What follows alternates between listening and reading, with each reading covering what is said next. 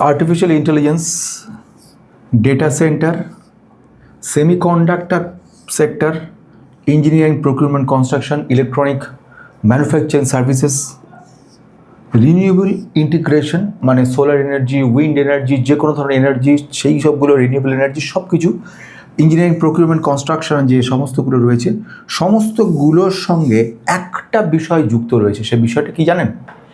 সবগুলো মানে যে প্রশ্নই করি প্রত্যেকটি ইন্ডিয়াতে প্রত্যেকটা সেক্টরকে, এই ইন্ডিয়াতে প্রতিটি এই সেক্টরগুলো হচ্ছে দুর্দান্ত সেক্টর এবং আমাদের টার্গেট হচ্ছে একটাই, সেটা হচ্ছে স্ট্রং কিছু কোম্পানি চুজ করো, অল্প বিস্তর, বিশাল সব কিছুর নিয়ে নয়, তার মধ্যে কিছু কোম্পানিকে সিলেকশন করো, ফান্ডামেন্টালি স্ট্রং, ফিউচার প্রসপেক্ট বেশি, সেগুলোর মধ্যে ইনভেস্ট করো এবং একটা লং রানে গিয়ে একটা বিশাল ওয়েলথ ক্রিয়েট করো। দ্যাটস অল, আর কিছু বেশি কিছু নয়।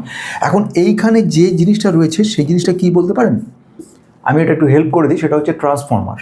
ট্রান্সফর্মার হচ্ছে এমনই একটা বস্তু, ট্রান্সফর্মার, যার মাধ্যমে আপনার যে ইলেকট্রিসিটির প্রয়োজনীয়তা প্রচুর রয়েছে। এই ট্রান্সফর্মার কোথায় কাজে লাগে না? যখন একটা ডেটা সেন্টার তৈরি হয় সেখানে ইলেকট্রিসিটির প্রয়োজনীয়তা পড়ে। ইলেকট্রিসিটি কথার অর্থ হচ্ছে সাধারণ ইলেকট্রিক, জাস্ট ফর হচ্ছে 10 মেগাওয়াট টু 100 মেগাওয়াট একটা বড় লেভেলে নিয়ে যাওয়া হয় তখন দরকার পড়ে একটা ট্রান্সফর্মার। শুধু তাই বলে না, যে ধরনের ওয়েবগুলো তৈরি হয় সেই ওয়েবগুলোকে কাট করে একটা স্ট্রেংথ নেওয়া হয়, একটা যাকে বলা হয় লং টার্ম স্ট্রেংথ নেওয়া হয়। যে স্ট্রেংথটা, জাস্ট ফর এক্সাম্পল, আমি রাজস্থানে আমার সোলার একটা বড় কারখানা তৈরি আছে যেখান থেকে প্রচুর পরিমাণে এনার্জি উৎপাদিত হচ্ছে। সেটা নিয়ে গিয়ে আমি হিমাচল প্রদেশে আমি কিন্তু সেখানে কাজে লাগাতে পারি কোনো সেমিকন্ডাক্টর ইন্ডাস্ট্রি স্কিম বা ডেটা সেন্টারে। তাহলে এই যে এনার্জিটা টেনে নিয়ে আসা হচ্ছে এটা through transformer.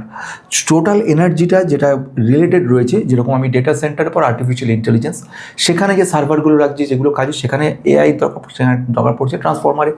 Same way semiconductor যেখানে প্ল্যান্টগুলো রয়েছে প্রচুর ইলেকট্রিসিটি দরকার পড়ছে।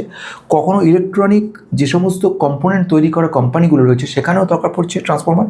তাহলে বোঝা গেল ট্রান্সফর্মার যদি ভবিষ্যৎ বলে এক কথায় বলি, একটা অসম্ভব ভালো গ্রোথ দেওয়া সেক্টর হচ্ছে ট্রান্সফর্মার সেক্টর। 2032 সালের মধ্যে এই ট্রান্সফর্মার সেক্টরের একটা বিরাট বড় চেঞ্জেস আসছে, যেখানে ইনভেস্টমেন্ট হবে 9 লাখ ক্রোর্স।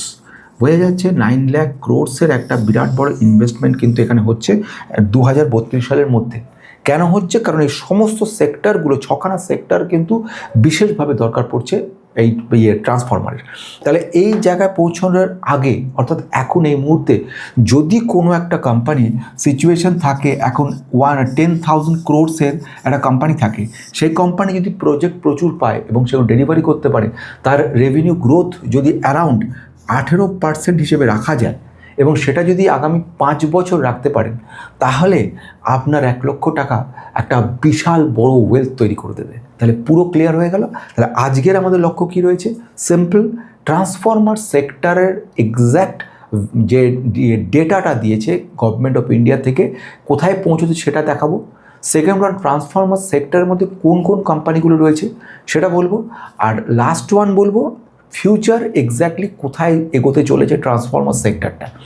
তাহলে নতুন থাকলে কিন্তু সাবস্ক্রাইব করে রাখবেন। আর স্টকগুলো বলার আগে যেটা বলা দরকার সেটা হচ্ছে this is only for education purpose, no buy or sell recommendation. কি হঠাৎ এই সেক্টরটার এত ইমপ্রুভমেন্ট হলো কেন? তার জন্য প্রথম যে কথাটা বলার সেটা হচ্ছে হিউজ লেভেলে এনার্জি ডিমান্ড। এই এনার্জি ডিমান্ডটা কিন্তু বিরাট। আমি আগেই বলেছি 6খানা সেক্টরে কিন্তু এনার্জির একটা ডিমান্ড আসছে।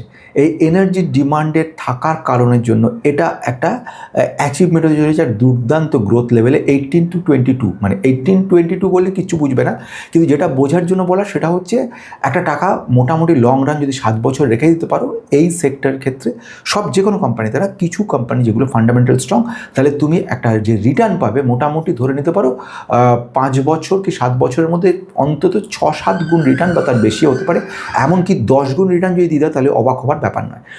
বেশি হতে পারে, কম না। তাহলে কী হলো, এখন যে জায়গাটা যাচ্ছি সেটা হচ্ছে সিম্পল কথা। 1 নম্বর হচ্ছে কি এনার্জি ডিমান্ড, প্রচুর এনার্জি ডিমান্ড পড়ছে। 1 নম্বর হচ্ছে যে ব্যাপার সেটা হচ্ছে এনার্জি লেভেলে এনার্জি হিউজ ডিমান্ড তৈরি হয়ে গেছে। এই ডিমান্ডটা হচ্ছে এই সেক্টরগুলোর জন্য, যে কারণের জন্য কিন্তু দরকার পড়ছে। 400 জিগাওয়াটের ডিমান্ড আসছে 2031 সালের মধ্যে। গভর্নমেন্ট অফ ইন্ডিয়ার ডেটা থেকে বলছি কথাগুলো, বোঝা গেছে? তাহলে এটার একটা বড় ব্যাপার তৈরি করবে।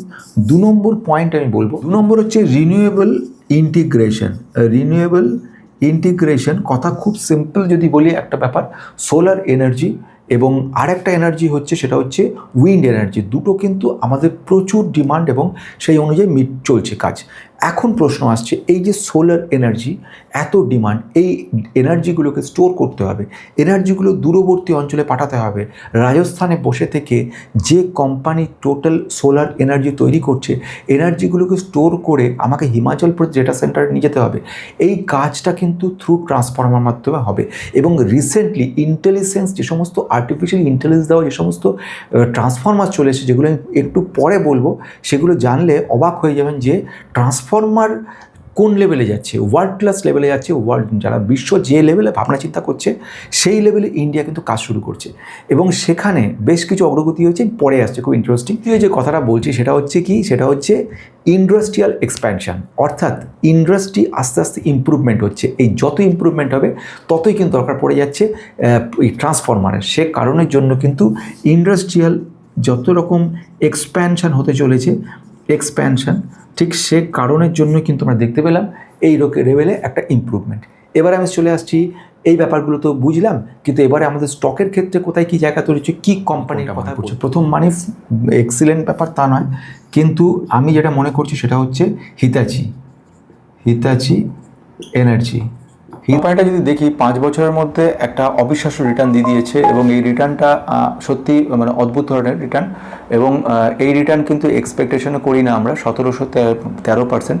এবং তার পেছনে বললাম যেটা 6টা স্পেশালি কারণ রয়ে গেছে। যেরকম প্রথম ঘটনার দিয়ে বলতে গেলে যে সেমিকন্ডাক্টর বা artificial intelligence, data center, engineering, procurement, কনস্ট্রাকশনের ব্যাপারে, ইনফ্রাস্ট্রাকচার ইমপ্রুভমেন্ট, এই সমস্ত কারণগুলোর জন্য কোম্পানিটা কিন্তু এতটা উন্নতি করেছে। এই যে সময়টার কথা বলবো, এগুলো একটা ইমপ্রুভমেন্টের ব্যাপার তৈরি করছে আমাদেরকে, বেশ ভালো কথা।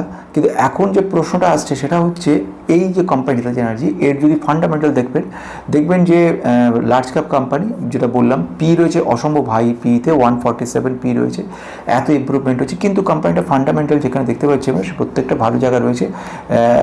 ভালো বলতে রিটার্ন, ইকুইটি, ক্যাপিটাল এবং ডেপ্ট ইকুইটি খুবই সুন্দর জায়গা। কোম্পানির রেজাল্টও খুব ভালো করেছে। এছাড়া যেটা বললাম, প্রচুর পরিমাণে ক্যাপিটাল এক্সপেন্ডিচার করে যাচ্ছে। এগুলো সবই কিন্তু একটা প্লাস পয়েন্টের দিকে নজর দিচ্ছে আমাদেরকে। এবার আমি আসবো সেকেন্ড ঘটনার দিকে, সেটাও খুব ইন্টারেস্টিং। সেটা হচ্ছে সেকেন্ড কোম্পানি, সেই কোম্পানির কথা বললি সেটা হচ্ছে ট্রান্সফর্মার রেকটিফায়ার, যেটা আমি একটু আগে বলছিলাম। এই কোম্পানির রিটার্ন কিন্তু আমরা দেখতে পাচ্ছি খুব একটা ভালো রিটার্ন দেয়নি। যদি এই কোম্পানিটার ক্ষেত্রে বলি, ট্রান্সফর্মার রেকটিফায়ার, এটাও একটা অবিশ্বাস্য রিটার্ন দিয়েছে, যার কারণ আমি আগেই বললাম, 2000% রিটার্ন দিয়ে দিয়েছে। মানে এটা একটা সাংঘাতিক ব্যাপার। কিন্তু এখানে অনেকগুলো ব্যাপার প্রশ্ন থেকে যাচ্ছে। যদি আমি এটাকেও ধরে নিই যে এরকম অবস্থা, প্রতিটা কোম্পানি আমাদেরকে দুর্দান্ত রিটার্ন দিচ্ছে, এর ফান্ডামেন্টাল এবার একটু দেখে নেওয়া দরকার যে ফান্ডামেন্টালি কোম্পানিটা কোথায় রয়েছে। প্রচুর অর্ডার, যেটা আমি বলছি, প্রচুর অর্ডার যেরকম পেয়েছে কোম্পানিটা, সেরকমভাবে এক্সপ্যানশন প্রচুর করে চলেছে। প্রেজেন্টলি ম্যানুফ্যাকচারিং ইন্ডাস্ট্রিজ অনেকগুলো খুলেছে, 600 কোটির ওপরে কিন্তু ক্যাপিটাল এক্সপেন্ডিচার করেছে। 40,000 MVA যেটা ছিল সেটা 75,000 MVAতে নিয়ে গেছে। অর্ডার বুক বিরাট স্ট্রং রয়েছে। এবারে যদি কথা বলি কোম্পানির ক্ষেত্রে, 38 হচ্ছে স্টক পি, ইন্ডাস্ট্রিজ পির অ্যাট পার রয়েছে, রিটার্ন, ইকুইটি, ক্যাপিটাল এমপ্লয় সবই ঠিকঠাক জায়গা রয়েছে। যদি আমাদের এই মুহূর্তে কোয়ার্টারের রেজাল্টে যাই, সেখানেও দেখতে পারবে কোয়ার্টারের রেজাল্টও কিন্তু খুব সুন্দর করেছে। আমি যদি লাস্ট ইয়ারে দেখে নিই, সেক্ষেত্রে দেখব 2025-এ দেখছি 676 রেভিনিউ, 783, আর আগের বছর ছিল 513-তে। নেট প্রফিটেও দেখতে পাচ্ছি সেম ওয়েতে আমাদের নেট প্রফিটটাও কিন্তু খুব সুন্দর দিচ্ছে। যেরকম প্রথম দিকে ছিল একবার গত বছর 42, তার আগের বছরে তার থেকে 94, এখন হয়েছে 91 কোটি। মানে ঠিক আছে, রেজাল্টে কোনো অসুবিধা নেই। প্রোমোটার হোল্ডিং যদি দেখে নাও, 64% প্রোমোটার স্টিল হোল্ডিং। এবং এছাড়া FII, ফরেন ইনস্টিটিউশন ইনভেস্টার, তারাও কিন্তু কিনছে এবং DII কিছুটা সেল করছে, পাবলিক কিছুটা কিনেছে। তাহলে এই হয়ে গেল ব্যাপারটা কোম্পানি সম্পর্কে, ভেরি গুড কোম্পানি। তৃতীয় একটা কোম্পানির দিকে যাবো আমরা। তৃতীয় কোম্পানিটা বললাম সেটা হচ্ছে ভোল্টাম ট্রান্সফর্মার লিমিটেড। ভোল্টাম ট্রান্সফর্মারও কিন্তু খুব ইন্টারেস্টিং কোম্পানি। কোম্পানিটা রিটার্ন আমাদের মোটামুটি, এই কোম্পানি 2021 সাল থেকে রিটার্ন দিচ্ছে আমাদেরকে 600%-এর মতো রিটার্ন দিয়ে দিয়েছে। এবং যেটা পেনি কোম্পানি ছিল, সে আস্তে আস্তে ইমপ্রুভ করেছে। কোম্পানিটার নিচের দিকে 300-350 চলে গেছিলো, এখন ভোল্টাম 10,000-এর উপর চলছে। জানি অবশ্যই প্রাইসটা অত্যন্ত হাই প্রাইস, কিন্তু যদি আমি একটু দেখাতে চাই যে ফান্ডামেন্টালি কেমন রয়েছে কোম্পানিটা, তাহলে যদিও কোম্পানি দেখে মনে হচ্ছে খুব হাই প্রাইস, কিন্তু যদি অরিজিনাল প্রাইসের দিকে কখনো যান তাহলে কিন্তু খুব অবাক হবেন, কারণ এখানে প্রাইস কিন্তু পি কিন্তু 34 রয়েছে, ইন্ডাস্ট্রিজ পি থেকে কম, অর্থাৎ ভ্যালুয়েশন কম। যেখানে প্রাইস দেখাচ্ছে 10,000 টাকা, আর একটা কোম্পানি প্রাইস দেখাচ্ছে মাত্র 10 টাকা। এবার আপনি কোনটাকে মনে করছেন যে সত্যি ভালো কোম্পানি দুটোর মধ্যে? সে কোম্পানি আপনি দেখে মনে হয় 10 টাকা যে কোম্পানিটা, সে কোম্পানি আপনি কিনতে পারবেন না। 10,000 টাকা কোম্পানি কিনতে পারবেন, কিনতে গেলে আপনাকে 2-3 মাসের টাকা জমা রাখতে হবে, তবে আপনি এই কোম্পানিটা কিনতে পারবেন। কিন্তু আপনি কোনটা কিনবেন? এটা যদি কেনেন 1 মাসের মধ্যেই আপনি 1,000 কিন্তু কিনে নিতে পারছেন, কিংবা হয়তো 100টা আপনি কিনতে পারছেন। কিন্তু এটা হলে আপনাকে 2-3 মাস অপেক্ষা করতে হচ্ছে, কারণ হচ্ছে একটার দাম 10 টাকা, একটার দাম 10,000 টাকা। তাহলে এবারে আপনি বলুন কোনটা ভালো। কিন্তু কখনোই এইগুলো দেখে, প্রাইস দেখে কখনো অরিজিনাল ভ্যালুকে কিন্তু মনে করবেন না। বাজারে গিয়ে যে ভ্যালুটা আপনি জিনিস কেনেন আর শেয়ার বাজারে যে ভ্যালুটা কিনছেন, দুটোর মধ্যে কিন্তু অনেক পার্থক্য রয়েছে। অরিজিনাল ভ্যালু বা ইন্ট্রিনসিক ভ্যালু বা অন্তর্নিহিত ভ্যালু, এই ব্যাপারটা কিন্তু বুঝতে হবে। অন্তর্নিহিত ভ্যালু বুঝতে গেলে প্রতিটি স্টকে আমি কিছু না কিছু বোঝাই এই কারণের জন্য। অন্তর্নিহিত ভ্যালু যদি বলি, কোনো একটা কোম্পানি এই মুহূর্তে কোম্পানিটার যা অ্যাসেট রয়েছে তার থেকে যদি সব লাইবিলিটিগুলো বাদ দিয়ে দিই, অ্যাসেট বলতে কোম্পানি প্ল্যান্ট, ফার্নিচার, ফিক্সচার, সমস্ত কিছু, তার থেকে সমস্ত রকম ধার দেনা, যেখানে যত দেনা করেছে, যেগুলো অন্যান্য কাছ থেকে কিনেছে, এটসেট্রা এটসেট্রা, সমস্তগুলো যদি বাদ দিয়ে দিই, যে নেট ওয়ার্থটা পড়ে থাকে সেটাই কিন্তু কোম্পানির এক্স্যাক্ট ভ্যালুয়েশন, ডিভাইডেড বাই যতগুলো আউটস্ট্যান্ডিং শেয়ার কোম্পানিটা ছেড়েছে, সেটাই হচ্ছে তার অন্তর্নিহিত ভ্যালু। এবং অন্তর্নিহিত ভ্যালু দেখেই বোঝা যায় একটা কোম্পানি। এখানে দেখতে পাচ্ছি আমরা যে কোম্পানিটার ভ্যালুয়েশন যদি দেখে নিই, টোটাল অ্যাসেটসের পরিমাণ যদি আমি ভোল্ট ট্যাম্পের দেখে নিই, দেখা যাবে যে সেটার থেকে লাইবিলিটির তুলনায় অ্যাসেটের পরিমাণ অনেক বেশি। আমি যদি চলে যাই কোয়ার্টারলি রেজাল্ট, কোয়ার্টারলি রেজাল্ট কম বেশি ভালোই করেছে। যেরকম একবার 504 ছিল, তারপরে 625 থেকে 617 হচ্ছে। হয় খুব একটা বিরাট যে জাম্প করেছে রেভিনিউ গ্রোথ তা নয়, কিন্তু আগের থেকে বেটার, কম বেশি মোটামুটি চলছে। যেরকম প্রফিটেবিলিটি যেরকম অনেকটা ইম্প্যাক্ট হয়েছে, 129 কোটি যেটা গত বছরে ছিল, বা আমি যদি দেখে নিই এই মুহূর্তে 97 কোটি নেট প্রফিট যেটা ছিল, এবারে নেট প্রফিট কিন্তু অনেকটা কম দেখাচ্ছে, 48 কোটি। ঠিক আছে, নেট প্রফিটটা কিন্তু অনেকটা ইম্প্যাক্ট পড়েছে। সুতরাং এইগুলো কিছু ব্যাপার রয়েছে, কিন্তু তার মানে যে কোম্পানি খারাপ হয়ে গেছে তার কোনো মানে নেই। আমি যদি এই কোম্পানির ক্ষেত্রে দেখি এই মুহূর্তে আমাদের সিচুয়েশনে, এই কোম্পানি বিগত 5 দিনে কিংবা 1 বছরে এর ইম্প্যাক্ট কতটা পড়েছে, 8% রিটার্ন দিয়েছে। ঠিক আছে, রিটার্ন কারেকশন অ্যামাউন্টের জায়গা রয়েছে। এবার যদি প্রোমোটারের সংখ্যা দেখি, 30% প্রোমোটার হোল্ড করছে। আগে একটা সময় ছিল 50%, সেখান থেকে 30% চলে এসছে। এফআইআই কী করেছে? এফআইআই কিন্তু কিনেছে, অর্থাৎ মোটামুটি কোম্পানি 21.78 22.82 হয়েছে। আচ্ছা, এদিক থেকে ডিআইআই ছিল 31.38, এখন 31.66। আচ্ছা, 16% পাবলিকের কাছে ছিল, হয়ে গেছে 15%। তাহলে এখানে ব্যাপার দাঁড়াচ্ছে এফআইআই কিছুটা কিনেছে, আর একটা কাজ করেছে এফআইআই একমাত্র যারা কিনা এখানে কোম্পানিটা কিনেছে, বাকি সবাই কিন্তু অল্প কিছু সেল করেছে।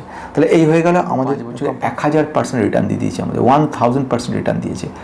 সেটা যদি দেখি বিগত 1 বছরের রিটার্ন দেখছি 38% মতো দিয়েছে। এইবারই সবচেয়ে বড় প্রশ্নটা চিহ্ন থাকছে আমাদের কাছে, সেটা হচ্ছে এই যে রিটার্নটা দিচ্ছে কোম্পানিটা কী নাম, এ সবচেয়ে বড় গুরুত্বপূর্ণ। কোম্পানিটা হচ্ছে CG power and industrial solution. কিন্তু নাম জানলে হবে না, কোম্পানি রিয়েলি কী ধরনের কাজ করছে সেটা জানাটা কিন্তু খুবই জরুরি। আমি চলে আসছি যদি কোম্পানির ক্ষেত্রে ফান্ডামেন্টাল চলে আসি, লার্জ ক্যাপ কোম্পানি রয়েছে, কোম্পানির পি রয়েছে এই মুহূর্তে 121, অর্থাৎ ভ্যালুয়েশন দিক থেকে কোম্পানিটা ওভার ভ্যালুর জায়গা রয়েছে, যেখানে ইন্ডাস্ট্রিও 38। কিন্তু সেটা দেখি ছেড়ে দিলাম তা নয়, কোম্পানির বাকি পার্টগুলো কিন্তু লক্ষ্য রাখবে। রিটার্ন, ইকুইটি, ক্যাপিটাল আমরা দুটোই ভালো জায়গা রয়েছে, ঋণের পরিমাণ খুব কম রয়েছে, সেলস গ্রোথ 5 বছরে 33 রয়েছে, অর্থাৎ এইগুলো মানে খুব পজিটিভ দেখাচ্ছে। কোয়ার্টারলি যদি দেখি সেলস গ্রোথ, তাহলে সেখানে আমরা দেখব 2192, 2700, 3402, অর্থাৎ এখানে কোম্পানিটা কিন্তু খুব সুন্দরভাবে সেলস গ্রোথ বাড়ছে। শুধু সেলস হলে হবে না, নেটে যাব, নেট প্রফিটে যাব। নেট প্রফিট যেখানে ছিল কত, আগে ছিল 234, তারপরে 274, এখন হচ্ছে 363। তারপরে সব দিকে কোম্পানিটা কিন্তু দারুণ রয়েছে। তাহলে এই ধরনের কোম্পানিগুলো আলটিমেটলি আমি যদি দেখতে চাই, এরপরে কোম্পানির প্রোমোটার সংখ্যা কত রয়েছে, 56% প্রোমোটার কিন্তু হোল্ড করছে কোম্পানিটা। আর এদিক থেকে এফআইআই স্লাইটলি কিনেছে, ডিআইআই কিনেছে, এবং পাবলিক কিছুটা সেল করেছে। তাহলে এইরকম জায়গায় কোম্পানিটা রয়েছে। তো এই কোম্পানির ক্ষেত্রে আমরা দেখতে পাচ্ছি প্রচুর বড় অর্ডার বুক রয়েছে, ফিউচারে কোম্পানিটা কিন্তু ভালো করতে পারে। আজকে শেষ করতে চলেছি এই বিষয় নিয়ে, ভবিষ্যতে যদি কেউ উৎসাহ থাকো যে এই ট্রান্সফরমারের ব্যাপারে স্মল ক্যাপ কিছু কোম্পানিকে নিয়ে আলোচনা করার জন্য, তাহলে কমেন্ট বক্সে ট্রান্সফরমার কথাটা লিখে দিও। তাহলে পর বুঝতে পারবো যে সত্যি ট্রান্সফরমারের উপরে একটা স্মল ক্যাপ কোম্পানিগুলো নিয়ে আলোচনা করলে তোমাদের উপকার হবে। আজকের মতো শেষ করলাম।